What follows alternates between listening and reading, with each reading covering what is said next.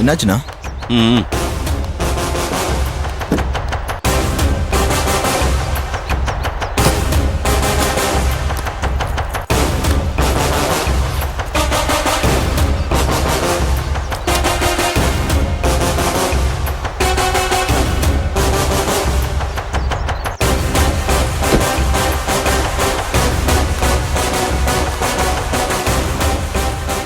இந்தா.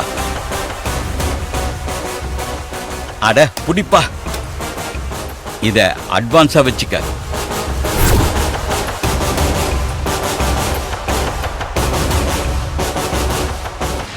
இதை நான் எப்போ செய்யணும்?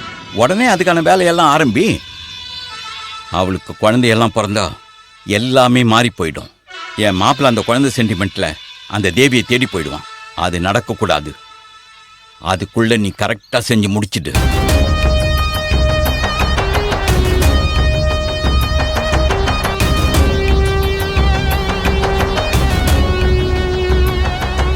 டேய், அந்த தேவி போறா.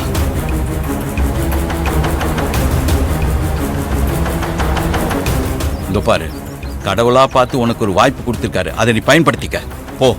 போய் இப்பவே அவளை காலி பண்ணு. சரி.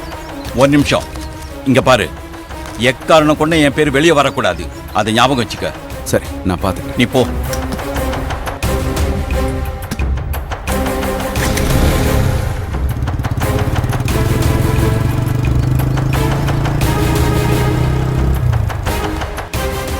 அண்ணே, இவன் ஆளுதான் பெருசா இருக்கனே தவிர செய்வானான்னு தெரியலையே. டேய், இப்ப அந்த தேவிக்கு ஏதாவது ஆச்சுன்னா உடனே என் மேலேயும் என் தங்கச்சி மேலே என்னடா சந்தேகம் வரும். அப்படியே சந்தேகம் வந்து எங்களுக்கு ஏதாவது பிரச்சனை வந்தா கூட இவனை மாட்டி விட்டு நாங்க தப்பிச்சிடலாம்ல.